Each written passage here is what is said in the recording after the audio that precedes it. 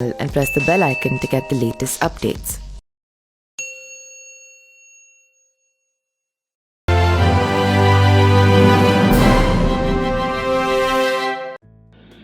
नमस्कार, मेरा नाम पिंटू सिंह यादव है और आप देखना शुरू कर चुके हैं न्यूज लाइव। दोस्तों, बिहार की सियासत में इस वक्त चाचा भतीजे यानी कि पशुपति पारस जो मोदी सरकार में मंत्री हैं और उनके भतीजे चिराग पासवान को लेकर खूब चर्चा हो रही है, या यूं कहें कि चाचा भतीजा जो हैं वो एक दूसरे में जबरदस्त तरीके से भिड़ते नजर आ रहे हैं। चाचा भतीजा अब सियासी रूप से एनडीए के लिए परेशानी का सबब बन चुकी हैं।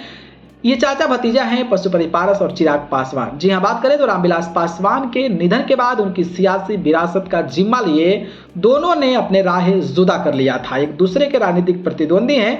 अब इनकी जंग चुनावी मैदान तक पहुंच गई है।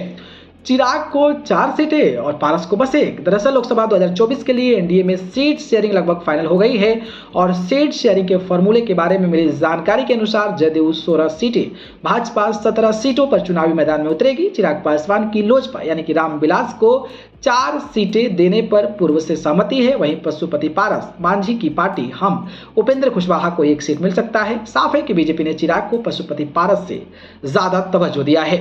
अब चाचा भतीजा होंगे आमने सामने। यह खास बात है कि चिराग पासवान हाजीपुर सीट से लोकसभा चुनाव लड़ना चाहते हैं। कई बार वो दावेदारी भी पेश कर चुके हैं। वहीं एनडीए चाहती है कि पशुपति पारस समस्तीपुर से चुनाव लड़े, लेकिन पशुपति पारस ने अब अपनी मंशा साफ कर दिया है।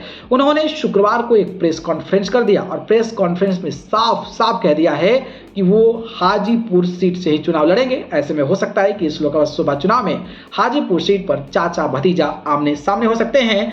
और अगर चाचा आमने सामने भतीजे के हुए तो चिराग पासवान के लिए भी यह राह आसान नहीं होने वाली है। अब देखना दिलचस्प होगा कि भाई पशुपति पारस के लिए भारतीय जनता पार्टी कोई रास्ता तलाशती है या फिर छोड़ देती है कि जाइए आप लड़िए और फिर दिखा दीजिए अपना जो अस्तित्व है। बाकी आपको क्या लगता है, चाचा भतीजे की लड़ाई में भारतीय जनता पार्टी को इस तरीके की चीजें करनी चाहिए? इस पर अपनी राय बताइए। धन्यवाद।